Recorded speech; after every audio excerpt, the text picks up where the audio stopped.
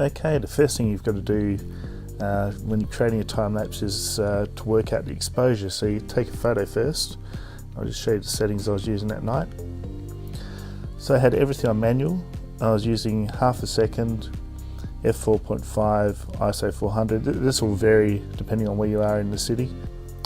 Using manual white balance there, 3330 Kelvin, Adobe RGB, neutral picture settings there. It's using my Tamron 17-35 lens at 17mm, as you can see there. And that's all. So you basically take a photo first to work out the exposure, because really you're just stringing photos together and making a time lapse. Okay, next thing you do, you're going to hit live view in the movie mode. Now I won't do it now because the camera's just pointing downwards here, but when you're out in the field you hit live view and you've got to crop, that will crop the actual the photo there, and I'll show you why right now. Okay, so what's happening in D800? When you're taking photos, it is 36x24mm sensor, which works out to 1.5 to 1 aspect ratio. But when you're working in movie mode, it's 6.6 to 9 format, which is 1.78 to 1. So what the D800 does is it's using your photos, but it's actually cropping it here. You can see here the photo 36x24 is equivalent to 16 to 10.67 instead of 16:9, which is a movie. So you've actually got a little bit of cropping at the top and bottom when it's converting the photos into a movie. So you've got to take that into account. That's why you've got to put it into live movie mode, and you'll see the actual what you took the photo will actually be here, and then it will actually crop down. You'll see that in live movie mode. It will crop down, and that's what your movie will look like in that crop. So you got to take that into account when you're working out your framing for your movie.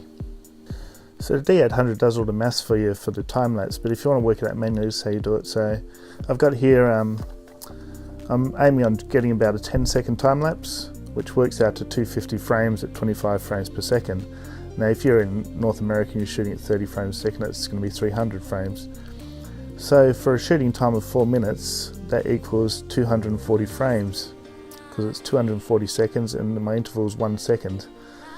Alright, so you work that out. 240 frames divided by 25 equals 9.6 second time-lapse video, and that's what you'll see in the menu there of the D800. Okay, so that's the background of the calculations. So once you're ready to do your time-lapse, you get it all set up. I've got 1 second interval, and the shutter speed's half a second. That's plenty of time for the D800 to do the processing of the images. Let it run for 4 minutes, going to give me a 9.7 second video. I worked out 9.6, 9.7. Okay, so after you've done that, you go back and you press the OK button and it'll start shooting.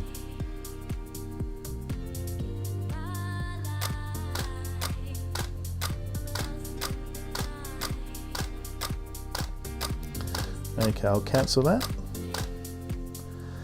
And we're just going to have a black video here. But you get the idea. You can just replay this back, and that's your video there. Alright, so that's how you do your time-lapse video, and I'll just show you one I did previously. Okay, so here's one I did previously, and just press play, and there we go. You got your 9-second video there, 9.6 seconds. And that's how you make a time-lapse on the D800 camera. Now the great thing about the Nikon camera is it does in-camera time-lapse. I don't think Canon does that. You've got to actually take your photos and then put it through something like Premiere Pro and stitch them all together to make a time-lapse. But Nikon does it all in camera, which is a great little feature. Let's play that again.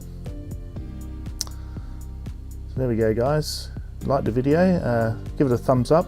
Don't forget to subscribe.